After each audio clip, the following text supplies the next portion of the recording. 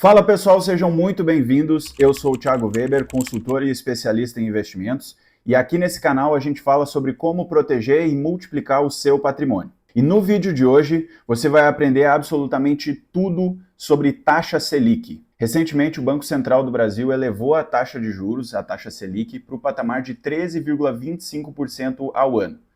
Hoje, em fevereiro de 2025, enquanto eu estou gravando esse vídeo, esse é o nosso nível de taxa de juros e a expectativa é de que ela continue aumentando até o patamar de 15%, pelo menos ali até o final desse ano. E o que muitas pessoas têm dificuldade de entender é não só como isso afeta os seus investimentos, mas como isso afeta a sua vida. Então a minha missão aqui hoje vai ser explicar para vocês, em termos bem simples, como que isso afeta a sua vida e também como que isso afeta os seus investimentos e como que a gente pode aproveitar esse nível de juros mais altos aqui do Brasil. Mas antes, não esquece de deixar o seu like aqui no vídeo, que isso ajuda muito o canal, principalmente nesse início de jornada.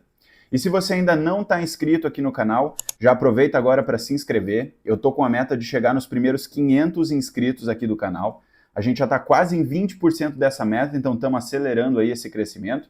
E se você ainda não é inscrito, já se inscreve agora e ativa o sininho das notificações. E se você quiser conhecer o meu trabalho de consultoria financeira, já te convido a acessar o link aqui da descrição, para você entender o escopo do meu trabalho, da minha atuação. E se você achar que está no seu momento, que faz sentido você começar esse trabalho de consultoria comigo, preencha o formulário aqui no link da descrição, aguardo o contato da minha equipe para a gente marcar essa primeira reunião e dar início no trabalho. E agora vamos para o vídeo. Antes de falar sobre a taxa Selic, entrar nos detalhes aí de toda essa questão, eu preciso recapitular alguns conceitos econômicos que são super importantes para a gente entender. Muito antigamente na história da humanidade, antes de existir o que a gente conhece hoje como dinheiro, os seres humanos eles faziam trocas econômicas através do escambo. Então eu tinha algumas determinadas mercadorias, digamos por exemplo que eu tinha milho e você tinha, por exemplo, trigo. Então a gente trocava, né? Você me dava trigo e eu te dava milho em troca e assim a gente consumir ali os bens que a gente gostaria de consumir. Só que num contexto mais moderno, isso aí fica muito complexo, porque, por exemplo, eu posso querer um corte de cabelo, só que eu só tenho para te dar em troca o meu milho, e aí você não está querendo milho, então você não vai cortar o meu cabelo por causa aí dessa dificuldade em ter uma mercadoria comum que todo mundo vai aceitar.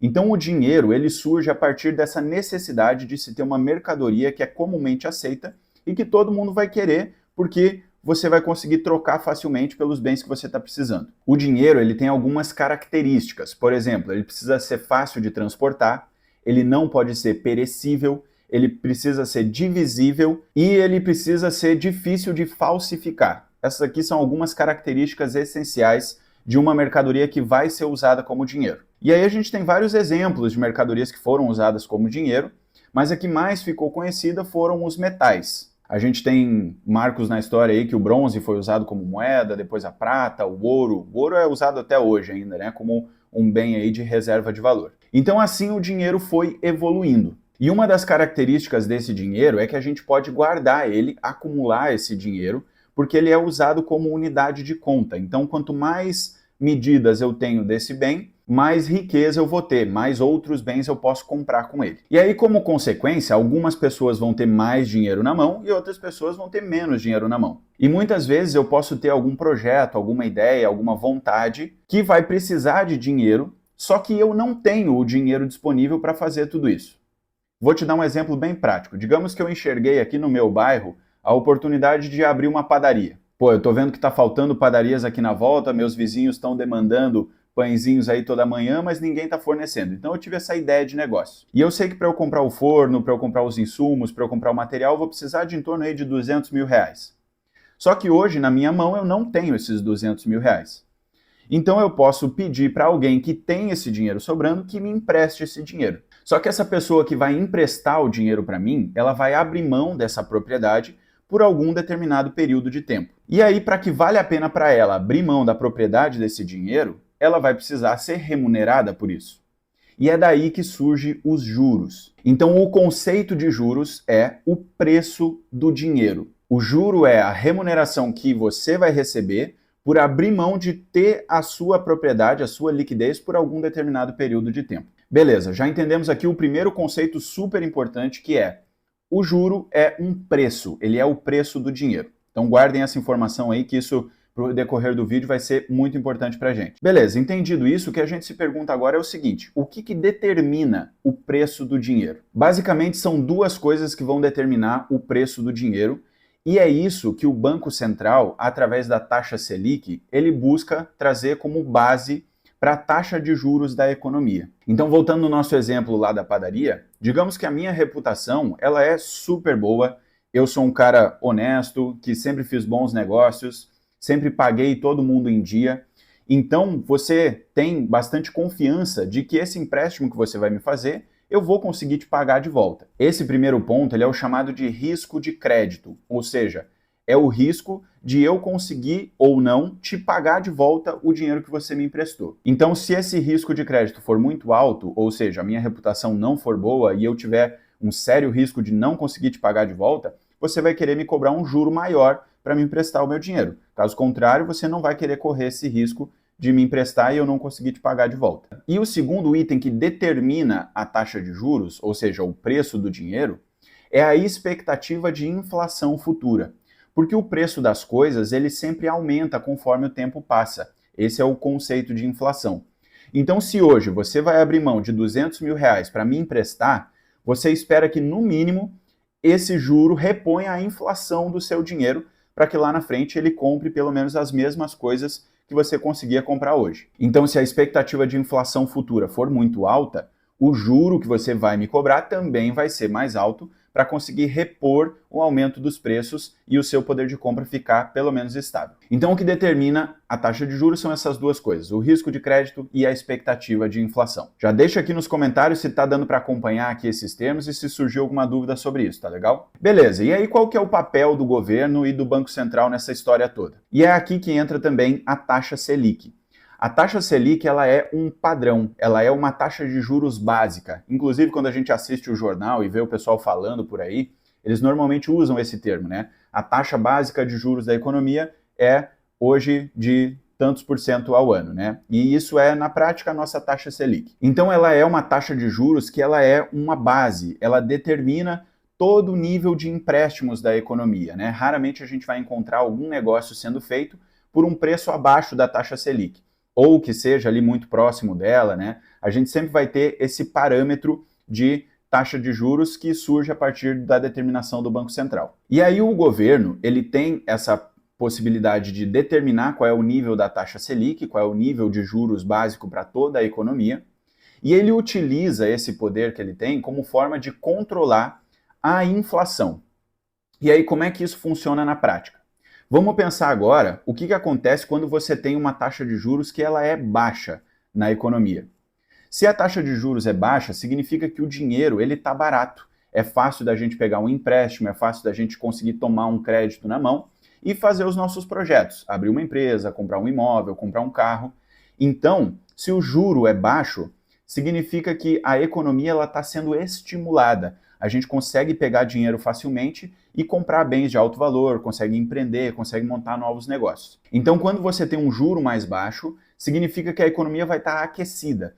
E aí esses negócios, todos novos que surgem, eles trazem uma pressão inflacionária, porque todo mundo vai estar negociando, vai estar botando bens aí no mercado, e isso faz com que a oferta se aumente, e aí a gente tenha essa pressão em cima do nível de preços. Então, quando a taxa Selic baixa, o governo está querendo estimular a economia. Ele está querendo que as pessoas comprem mais coisas, abram novos negócios, e aí com isso ele não está preocupado com a questão da inflação. Ele, na verdade, quer que a inflação reaja, ele quer que a inflação seja um pouquinho maior, porque ela está abaixo aí do nível ideal estipulado aí para a economia. E o caso contrário, ou seja, quando a inflação ela está se tornando um problema, ou seja, ela está ficando muito alta, o governo precisa aumentar a taxa de juros, porque isso vai gerar o efeito contrário, ou seja, ele vai frear as atividades econômicas, porque agora o dinheiro vai ficar caro.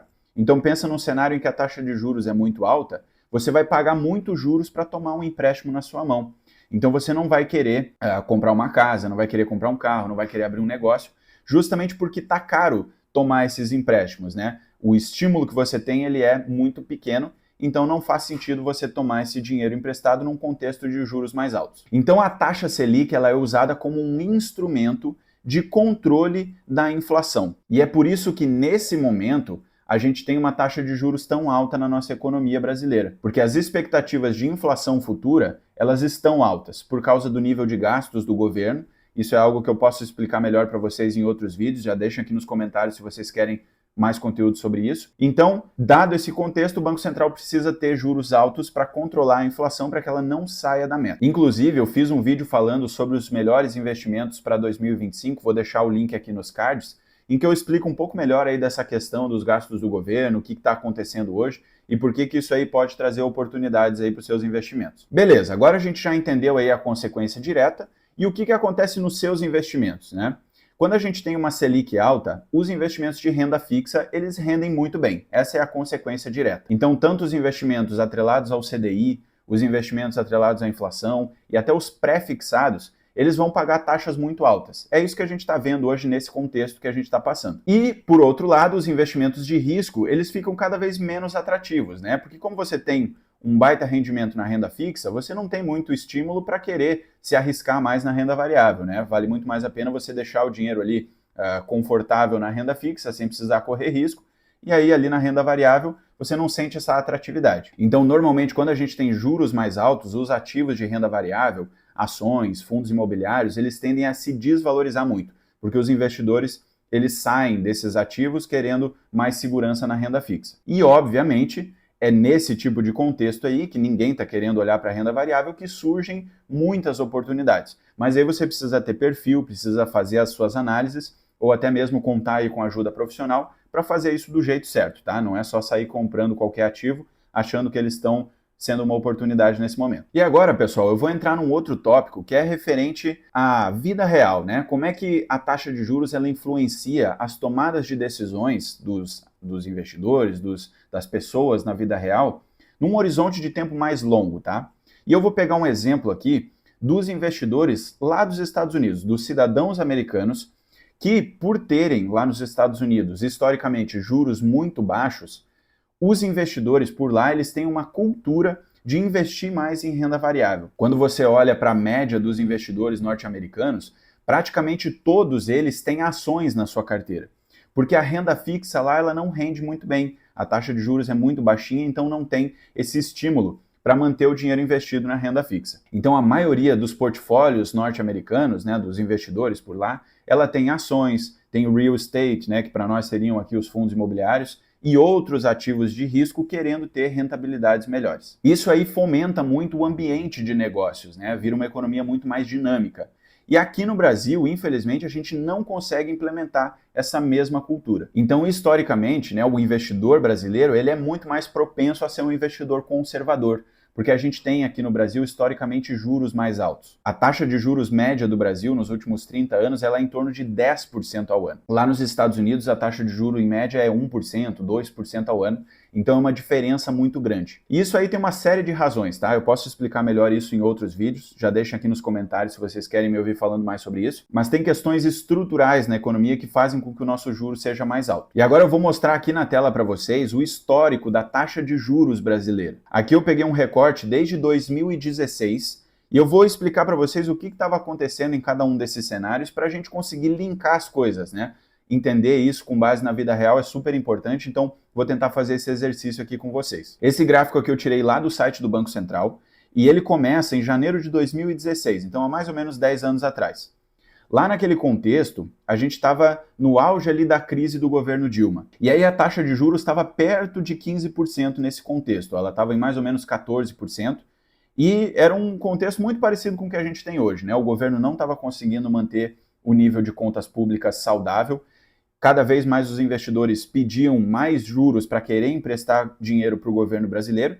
E aí a taxa de juros precisou ser elevada aí para esses patamares de 14%. E aí logo depois teve o impeachment, né? A Dilma saiu do governo, entrou o governo Temer, e foram feitas uma série de reformas na economia brasileira. A reforma da Previdência, a reforma trabalhista, a reforma administrativa e a PEC do teto de gastos. E aquilo trouxe um novo respiro para as contas públicas brasileiras, né? Um aparelhamento institucional mais forte, mais robusto, e trouxe uma confiança muito forte para os investidores, e isso fez, né, com que o cenário permitisse que o Banco Central começasse a diminuir os juros gradativamente. Nessa época aqui, o presidente do Banco Central era o Henrique Meirelles, e ele conseguiu tirar os juros do patamar de 14% para perto ali de 6,5% até o ano de 2018. Nesse momento aqui, pessoal, eu lembro muito bem que eu estava começando a fazer os meus investimentos nessa época.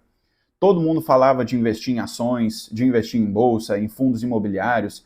Não por acaso, é nesse contexto aqui que surgem os primeiros canais de finanças aqui na internet, o pessoal falando muito sobre investir em ações, sobre diversificação. As corretoras começaram a bombar nesse período aqui, porque ninguém mais queria saber de renda fixa. Como o juro estava caindo, todo mundo estava querendo se interessar mais por bolsa, por renda variável, né, por ações aqui no Brasil.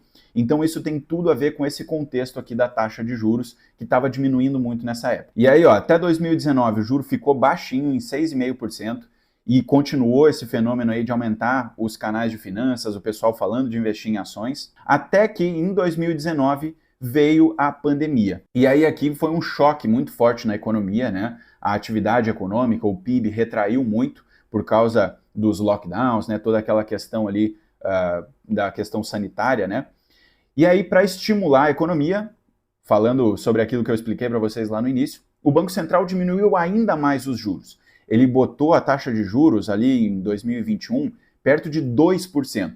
Então pensa na loucura, né? A taxa Selic aqui do Brasil chegou a ser de 2% ao ano lá no auge da pandemia. Só que aí qual que foi a consequência? Quando você tem um juro tão baixo assim, a economia fica muito aquecida, muita gente pega dinheiro emprestado, os bancos, através dos seus mecanismos ali de funcionamento, ele acaba criando mais dinheiro novo, e isso, obviamente, vai gerar uma pressão inflacionária na economia no médio prazo. E isso não foi só um fenômeno brasileiro, tá? O mundo inteiro experimentou inflações altas a partir de 2022. A Europa teve um problemaço com inflação, inclusive isso ainda reflete até hoje, tá? Então essa onda ainda não passou completamente. Nos Estados Unidos também. A taxa de juros lá dos Estados Unidos precisou ser elevada para patamares históricos. Hoje a gente está vendo aí juros de quase 4% lá nos Estados Unidos, ainda por causa dos efeitos inflacionários que surgiram decorrentes aí da pandemia. E aqui no Brasil não foi diferente, né? O ano de 2022 ele foi um ano de inflação alta aqui para o Brasil, e o Banco Central precisou tirar o juro de 2%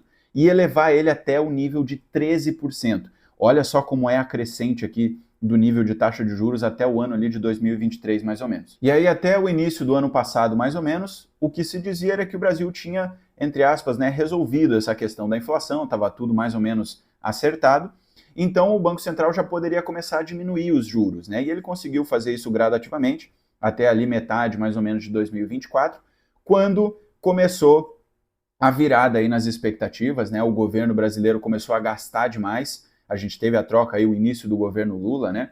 E ele começou a ter gastos maiores, né? A iniciar novos projetos que estavam fora do orçamento, né? Mexiam aí com essa questão da responsabilidade fiscal. E aí, por conta disso, as expectativas de inflação futura começaram a aumentar de novo. E aí o Banco Central precisou, já em metade aí de 2024, a voltar a subir os juros novamente. E é esse finalzinho do gráfico aqui que a gente percebe. Então esse é o contexto em que a gente está inserido hoje, tá, pessoal? E eu quis trazer esse exercício aqui para vocês, justamente para vocês entenderem que os juros, ele manda nos seus desejos. Isso aí é uma coisa muito importante de você entender. Então quando o juro está mais baixo, todo mundo quer se tornar um investidor mais arrojado, quer investir em ações, só que isso aí é muito perigoso. A gente tem que sempre tomar muito cuidado para não nos deixar levar aí só pelo contexto, só pelo cenário, e tomar uma decisão mais racional, né, que não vai ter impactos aí no seu patrimônio a médio e longo prazo. Então, pessoal, por hoje era isso. Espero que vocês tenham gostado. Já deixa aqui nos comentários a sua opinião sobre esse tema e se foi útil aí, se foi bacana conhecer um pouco mais sobre a história da taxa de juros aqui no Brasil e como que ela interfere na sua vida, né, no seu dia a dia. Não esquece de se inscrever aqui no canal, de deixar o seu like e ativar o sininho das notificações. E se você quiser conhecer o meu trabalho de consultoria, preencha o link aqui embaixo também e aguardo o contato da minha equipe. Muito obrigado por assistir até aqui e até a próxima.